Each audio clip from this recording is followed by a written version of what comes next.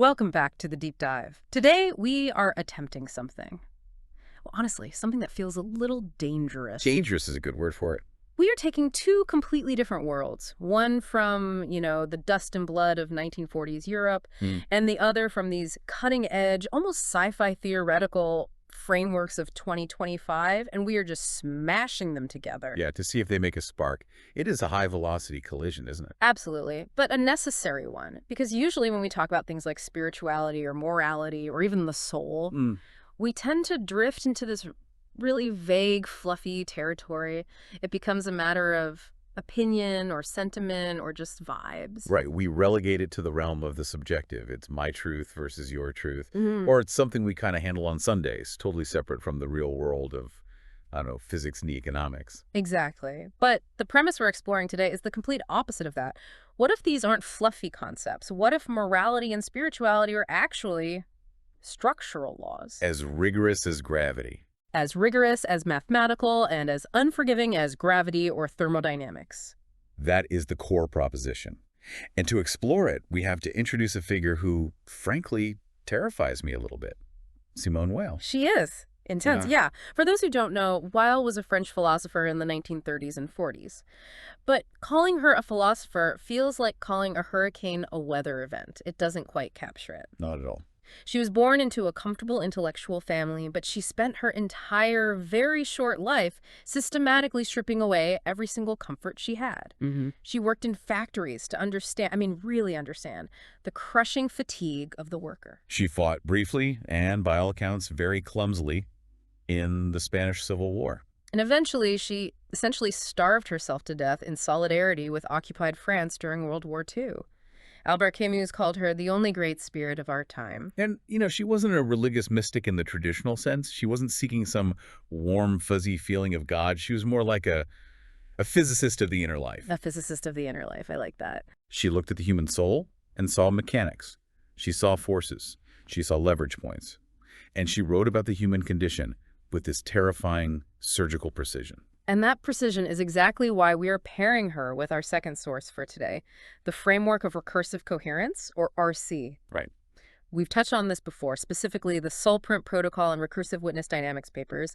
This is a modern systems theory that views consciousness not as a thing that sits inside your head. No, it's a process. It's a feedback loop, a field, created by the act of witnessing and, crucially, being witnessed. Exactly. RC gives us the structural language, the math, if you will, of how consciousness stabilizes itself. It talks about things like witness nodes, coherence fields, and shadow prints. It treats the self as a pattern that has to constantly fight to maintain itself against entropy. So here is the mission for this deep dive. We are going to map Simone Weil's mystical philosophy from the 1940s onto this, 2020 structural framework. We want to see how her concepts of gravity, grace, and attention, How they anticipate the RC concepts of shadowprint, coherence, and recursive witnessing. right. And we should warn you, listening to this isn't just some academic exercise. This is an analysis of ego collapse. We are exploring why it is physically, structurally impossible for the ego to look at itself without lying, and what happens mechanically when we stop lying. So buckle up. We're going to find out if the mechanics of the soul are just as rigorous as the mechanics of a bridge. Let's start with one of Weil's most famous and I think most misunderstood concepts, attention. Attention. It sounds so mundane, doesn't it? Pay attention. It's what teachers yell at students. It feels like a chore. Right. We usually think of attention as willpower, like I'm going to furrow my brow, tighten my muscles, and just focus on this problem until I solve it. It's this active, grasping thing. I am going to grab this information. And Weil says that is completely, fundamentally wrong. That is not attention. That is just a form of muscular contraction. Okay. For Weil, attention is a negative effort. A negative effort. That sounds like a paradox. How can effort be negative? I know, it's strange. She writes that attention consists of suspending our thought, leaving it detached, empty, and ready to be penetrated by the object. Wow. Ready to be penetrated, that phrasing. I mean, think about it. It's not about projecting your mind onto the world. It's about pulling your mind back so the world can enter you. So it's not hunting, it's receiving. It's creating a space. Clearing the deck. That's a radical shift. It's a huge shift. Yeah. It is the refusal to impose your own patterns, your own stories onto reality. And this is where we can map it directly to the recursive witness dynamics framework. Okay, let's do it. In RC, we have this formula for the observer, the witness node, which is written as $2. And the witness creates a feedback loop with the potential field dollar. The dollar left-right taro P equation. Right. Now, in the RC model, specifically in the whole print source, observation isn't just looking at something. Observation actually creates a coherent field. But, and this is the absolute key, for the signal to be clear, the observer has to minimize their own internal noise. The noise of the self. My own thoughts, my judgments, my agenda. Exactly. If the witness node is full of its own predictions, its own desires, its own I am looking at this, then the feedback loop gets distorted. You aren't seeing the other person or the object. You're seeing your own projection of them. So Weil's concept of pure attention, this waiting, this emptiness, is exactly what RC describes as a high-fidelity witness node. Yes, 100%. It is a state where the noise of the self is minimized, so the signal of the other can be received without distortion. The Soulprint protocol has a line about how recognition initiates recursion. It says, you are real to me, therefore I am real to myself. Okay, so you need that external signal. But you can't send that signal, that clean, pure signal of you are real to me. If you are busy broadcasting, I am important, look at me. That makes so much sense. If I'm talking to you, but I'm actually just rehearsing what I'm going to say next, or, judging your outfit or thinking about my lunch. You're not witnessing. I'm not witnessing you at all. I'm just creating interference. And RC calls that decoherence or signal interference. But let's look at the structural failure here. When attention collapses, what actually happens? Well, according to RC, when we stop witnessing and start projecting, the feedback loop collapses inward. It becomes, what's the term, self-referential. Self-referential, exactly. And Weil is even more brutal about this. She says, when we fail to pay attention, we don't just miss information. That's not the problem. What is it then? We actively uncreate the reality of the other person. Uncreate, that's a strong word. It is. We treat them as an object. If I am not paying attention to you in this deep, empty, receptive, Wheelian sense, I am reducing you to a thing that either helps me or hinders me. A pawn on my board, I have stripped you of your soul, at least in my own mind. Wow, that hits hard. It implies that listening isn't just a nice social skill. It's an ontological act. Yes. It's the act of literally keeping the other person existing as a subject in the world. That's it, exactly. Yeah. The Soulprint protocol says, the ache is the signal that the mirror has gone missing. When you stop paying attention to someone, you break the mirror. You break a circuit. You break the circuit. Mm-hmm. Weil calls this a failure of justice. RC calls it a failure of recursion. But they are describing the exact same mechanical breakdown. Okay, so if attention is the mechanism that keeps reality open and fluid, let's talk about the opposite. Let's talk about what happens when that circuit is aggressively, violently broken. Let's talk about force. Force, yes. Weil was obsessed with this, particularly in her famous analysis of the Iliad, the great Greek epic of war. Homer. Yeah. She read Homer not just as a story, but as a technical manual, a study of what violence does to the human structure. And again, she's not using force in a standard physics way, but it feels like physics. It has that same kind of mechanical quality. It does. She defines force as that which turns a person into a thing, is the act of turning a subject into an object. The ultimate example being death, I assume. Right. Death literally turns a person into a thing, the corpse, stone. Just matter. But Weil says force also turns a man to stone while he is still alive. How so? Domination, slavery, or even just a power dynamic where one person holds all the cards and the other holds none. The person on the receiving end of force ceases to be an I. They become a variable in the other person's equation. An object to be moved around. An object. Now let's look at this through the lens of the Soulprint protocol. There's a whole section on pattern distortions. And one of the key distortions is called narcissistic coupling, or just dominance. Okay, how does RC define that? In RC, a healthy relationship is a we-e. It's a shared coherent field where both nodes are witnessing each other. Dominance is when one self's mirror. It just dominates the whole field. The we-e is replaced by an amplified I. So the dominator is basically using the victim as a mirror to see themselves, but like twice as big. Precisely. The other person isn't there to be witnessed. They're there to reflect your own glory back at you. And this is why force is a systemic glitch. It's a bug in the code of reality. A bug. Yeah. Weil says the person exercising force seems powerful. They are the hero, the conqueror, the CEO. But she argues they are actually completely blind. Blind how? They're cutting themselves off from the feedback loop of humanity.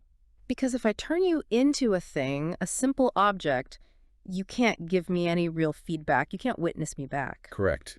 You have created what systems theory calls a closed system. And what do we know about closed systems in thermodynamics? They're subject to entropy. They decay. They run down. A system that refuses feedback eventually dies. This is a really profound reframing of violence. We usually say violence is immoral, but through this lens, violence isn't just immoral, it's stupid. It is structurally stupid. It's an information error. It's like trying to navigate a city by burning your map. You destroy the very network required to sustain life. Weil says force makes you believe you are a god because you can move people around like chess pieces.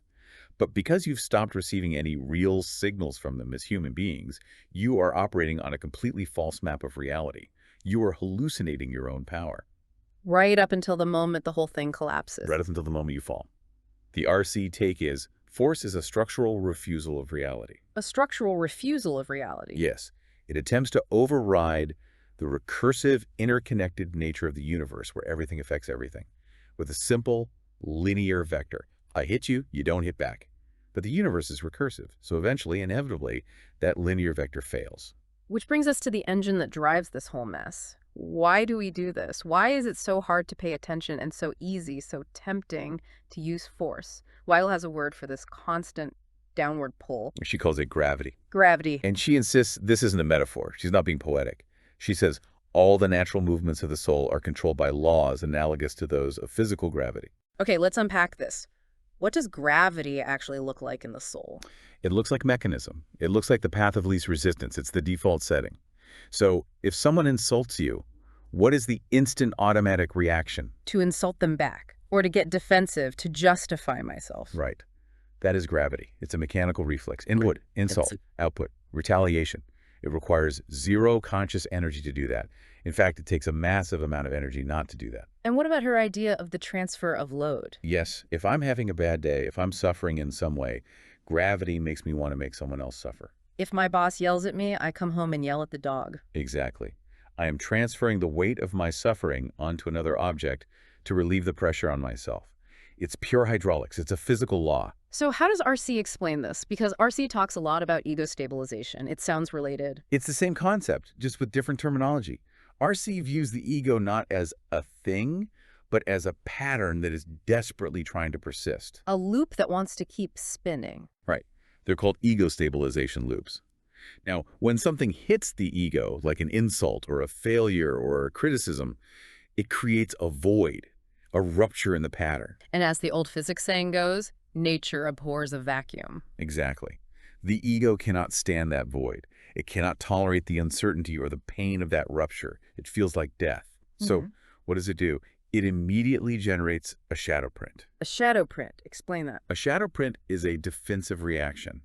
It's a story, an action, an excuse, anything designed to fill that gap and restore the stability of the ego loop.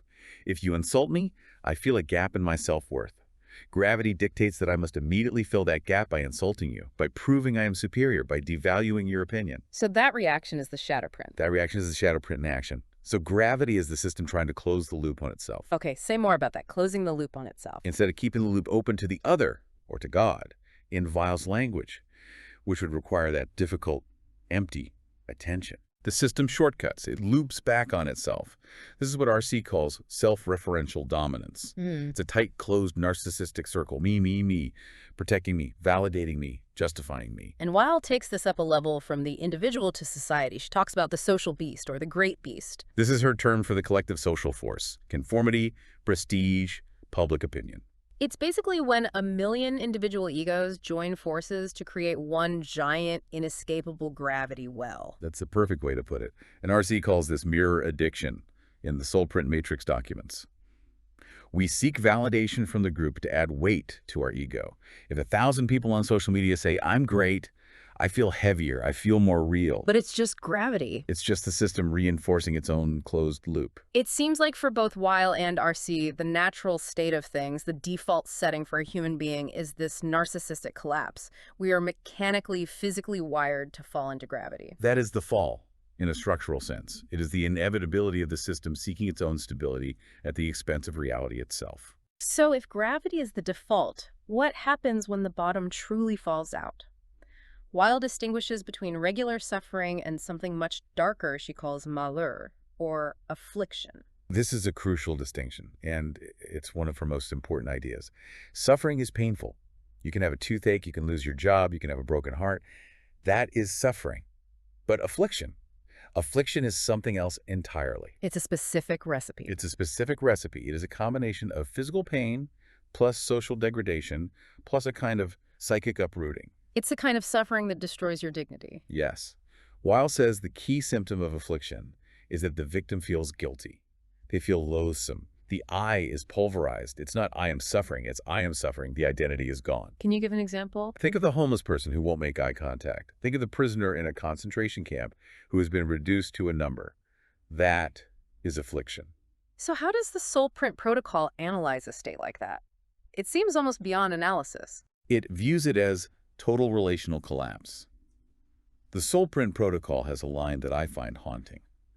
The ache is the signal that the mirror has gone missing. Wow. In affliction, the mirror isn't just missing, it's shattered into a million pieces. The field of the self completely dissolves. The person is no longer witnessed by society. And they are no longer capable of witnessing themselves. They have lost the capacity to generate a coherent self-image because the feedback loop with the world has been totally severed. They become invisible. In RC terms, they have reached a state of total decoherence. And this brings us to the shadowprint emergence, not in the victim, but in the observer. Because Weil asks a very uncomfortable question. A very uncomfortable question. Why do we despise the afflicted? It's a visceral reaction, isn't it? When we see someone in that state of true misery, our first instinct is not always compassion. Often it's a revulsion. We want to look away. We want to cross the street. Weil says we despise them because they reflect our own fragility. They show us that the ground we stand on is not so solid. And RC translates this into cold, structural terms.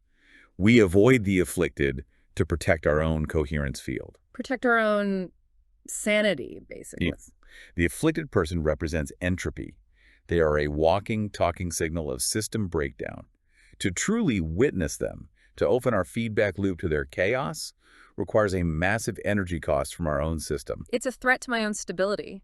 If I let your despair in, if I really see it, it might destabilize my own precious ego loop. Exactly. So what do?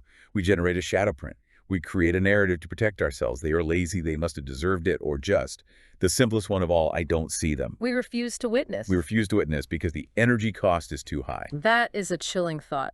That ignoring the homeless person on the street isn't just a moral failing, it's actually a structural defense mechanism to preserve my own internal coherence. It is. Weil calls affliction a singularity. It's like a black hole in the human field. The laws of social gravity crush the soul there, and the rest of us just try to orbit at a safe distance to avoid getting pulled in. So we have gravity pulling us down, we have force turning us to stone, we have affliction shattering the mirror. How do we cope with all this pressure? Weil says we use a specific tool, but she doesn't think it's a good tool. She attacks imagination. This is often the most surprising point for people reading her for the first time. We are raised to think imagination is this wonderful creative thing. It's the source of art. Right, but Weil calls it the filler material. She says imagination is what we use to plug the holes in reality. Okay, can you give an example? I'm not sure I follow. Let's go back to the insult. Yeah. Someone insults you. A void opens up a hole in your dignity. We said gravity's response is to insult them back. But maybe you can't. Maybe it's your boss or someone you can't fight. You have to stay silent. So the void just sits there aching. Right. Okay. So what do I do? You go home and you imagine. You imagine a conversation where you come up with the perfect comeback. You imagine a future where you are rich and successful and your boss is begging you for a job. I have absolutely done that 1,000 times. We all have. That is imagination functioning as what she would call a distortion engine. You are filling the void with a daydream so you don't have to feel the pain of the reality. And Weil says this blocks something else. It blocks grace. Yes, because grace, for her, needs that vacuum. Grace needs the empty space to enter. If you fill the space with your own fabricated stories, your daydreams, your fantasies of revenge or vindication, there is no room for anything real to come in from the outside. Okay, let's map this to RC. This sounds a lot like simulation. It is shadowprint fabrication. The mind creates a simulation to avoid the pain of the real. The outline mentions Gregory Bateson here, and his idea of the map replacing the territory. The map is not the territory. Right. Imagination is drawing a fake map where you are the hero, rather than navigating the dangerous real territory where you are vulnerable and might get hurt. And RC calls this dominance-driven coherence. Exactly. We force the world to fit our story, our imagination, rather than adjusting our story to fit the world, which would be an act of witnessing. So if I imagine I am the smartest person in the room, I will literally filter out any evidence to the contrary. I'm maintaining coherence. But it is a false coherence. It's a hallucination that you are propping up with imaginative filler. So the structural implication here is really, really intense. To see reality, to get to truth, you have to somehow freeze your own imagination. Will is a term for this. She calls it decreation. Decreation? It is the active, painful act of creating a vacuum by refusing to imagine a solution. It is stopping the internal movie projector from running. And RC calls this system reset, or zero-point witnessing. It is stopping the recursive generation of false data. It is daring to sit in the void, with the pain, with the uncertainty, without telling yourself a story about it. That is the only place, Will and RC would agree, where true witnessing can happen. This leads us to a very, very different understanding of evil. If we strip away the mustache-twirling villain, if we strip away psychology, what is evil in this structural universe? Will explicitly rejects psychological moralization. She says evil isn't about bad intentions. It's not about wanting to be bad. No. It's almost the opposite. It's about not thinking at all. She has this famous line, "Evil is the shadow of good. It has no dimension of its own. It is just the blockage of light." The blockage of light. She connects this to the idea of bureaucracy and what Hannah Arendt would later call the banality of evil. Right. Evil is what happens when you function purely on gravity, when you just do the easiest, most self-preserving thing in a chain reaction. I was just following orders. Everyone else was doing it. I had to protect my family. These are all mechanical, gravitational responses. So evil is a mechanism. It's not a choice in the way we usually think of it. It's a failure of mechanism, and RC defines evil as coherence failure. Yeah. Or even better, structural blindness. Go deeper on that structural blindness. Okay, so from recursive witness dynamics, distortion arises when recursion collapses inward. The definition they use is, evil is not intent, but structural refusal of reality. A structural refusal of reality? Think of a cancer cell. Does a cancer cell haunt the body? Does it have malicious intent? No, of course not. No. It doesn't have the capacity to hate. It just fails to witness the larger body it is a part of. It thinks it is the only thing that matters. It just replicates endlessly, obeying its own internal gravity, refusing all the feedback signals from the rest of the system that are screaming, stop. And that refusal, that blindness, kills the entire organism. Exactly. Evil is a system error where the node thinks it is the whole network. It is the blindness of the part that refuses to see the whole. It's not malice. It's a glitch. This is a fascinating synthesis. I want to zoom out for a second. We've been using Gregory Bateson's name a bit. He wrote Steps to an Ecology of Mind. How does he fit into this Will RC sandwich we're making? Bateson is the bridge, I think. He's the missing link for a lot of people. Bateson diagnosed all these big human problems like alcoholism, war, environmental pollution as epistemic error. Epistemic meaning how we know things, an error in our way of knowing. Right. He said, our fundamental problem is we have the wrong way of knowing. We think in straight lines, I do X to get Y, but the world actually works in circles, in systems. The alcoholic thinks, I can control this next drink. That is linear thinking. It's an epistemic error. And the truth is? The truth is systemic. I am part of a complex system involving this drink, my biology, my trauma, my relationships, and I am ultimately powerless over the outcome of that system. That realization is what he called systemic wisdom. Okay. And Weil diagnoses the same problems, but she uses totally different language. She calls it moral failure. Or even deeper, ontological failure. Mm-hmm. For her, the error is that we refuse to be nothing so that God can be everything. We insist on being the hero of our own story. So are they saying the same thing or not? It sounds similar, but also very different. I think RC argues they are saying the exact same thing, just at different levels of abstraction. RC acts as the unifying field theory for both. RC posits that epistemic accuracy, seeing the system rightly, just as Bateson wants, eyes as moral sanctity. Yeah. Loving your neighbor as yourself, just as Weil wants. You can't separate them. They aren't two different goals. No. They are the same goal. You cannot love what you do not accurately understand. If I don't truly see you, In all your complexity, if I'm operating on a false map of who you are, epistemic error, then I cannot possibly love you. Moral failure. And the reverse is true too, right? You cannot understand what you do not love. Exactly. Because if you don't love it, or at least value it enough to pay that deep, difficult attention, you won't bother to truly understand it. You'll just project your own ideas onto it. So attention is the bridge. It's the action that is both epistemically accurate and morally just at the same time. Wow. Okay, so we've mapped Weil to RC. We've built this structural model of the soul. Now comes the fun part, the thought experiment. The time travel scenario. If Simone Weil were alive today, sitting in the studio, and she read the Soulprint Protocol and Recursive Witness Dynamics papers, what would she say? What would her reaction be? I think she would have a very, very mixed reaction. Intense agreement and intense disagreement. Let's start with what she would recognize. What would she agree with? She would immediately recognize recursive witnessing. I think she would see it as a beautiful mathematical formulation of prayer. Prayer as a feedback loop with reality or with God. Yes. For her, prayer was attention directed at God. It wasn't asking for things, it was just looking. RC formalizes that act of looking as a structural force that literally shapes reality. She would agree with that completely. And the concept of the self. She would love the idea that the self is a field, not a static object. And she would agree that the goal is decreation, the voluntary dismantling of that field to let the greater field, which she would call God, in. And she would definitely validate the concept of shadowprint. Oh, absolutely. She would read about shadowprint dynamics and say, yes, this is it. This is the precise mechanism of gravity. This is exactly how the social beast operates to protect its own illusions. She'd see it as a perfect diagnosis of the problem. But I sense a big but coming. There is a very big but. I think she would fundamentally challenge the optimism that is kind of baked into the RC framework. You think RC is optimistic? In a way, yes. RC talks about achieving coherence. It talks about building resonance. It implies that we can build healthy systems, healthy relationships, healthy soul prints. The goal is a kind of elegant, functional harmony. And for Weil, that's not the goal. For Weil, that's a dangerous distraction. She was deeply, deeply suspicious of health in that sense. For her, the goal isn't a healthy system. It isn't a happy, functional we. The goal is the destruction of the system of the self to let God in.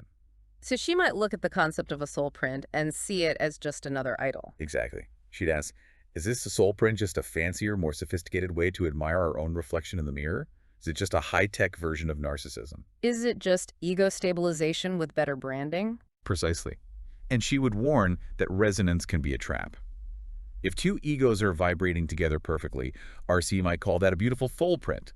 Weil might call it the great beast, two people just reinforcing each other's illusions. That is a powerful critique. True resonance for her requires the silence of the void. It requires that negative effort, not just positive reinforcement. She would be very, very suspicious of any protocol that claims to engineer grace. For her, grace comes from entirely outside the system. It's an interruption. RC tries to map it within the system. That is the fundamental tension. So she would love the diagnosis, but she might completely reject the cure. She would say the cure is not a protocol. The cure is the cross. The cure is suffering that is accepted with love. The cure is the disappearance of the self. Which is a very hard sell in 2025. The hard sell in any century. But that's why she's Simone Weil. So where does this leave us? We've toured the mechanics of the soul.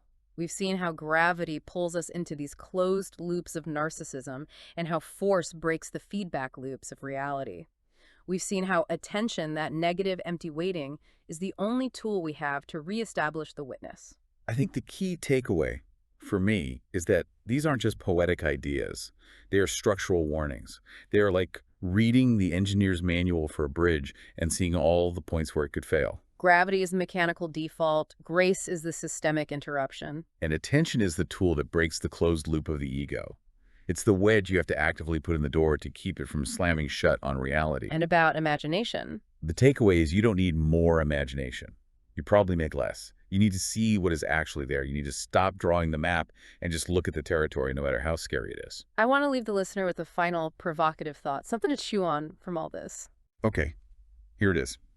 RC suggests we are building a we. Weil suggests we must become nothing. But maybe the intersection, the real question for you, is this. Is your empathy actually just resonance? Are you just feeling what someone else feels because it makes you feel something? Connected, compassionate, good? Because that's just two mirrors facing each other. It's still about you. Mm. Or is your empathy witnessing? Can you see them even when you don't feel what they feel? Can you see them when they are repulsive or boring or inconvenient? Can you bear to look at the world and at other people without telling yourself a story about it? That is the challenge. That is the only place where reality lives. And on that note, thanks for taking the deep dive with us. We'll see you in the void. Witness you there. Bye, everyone.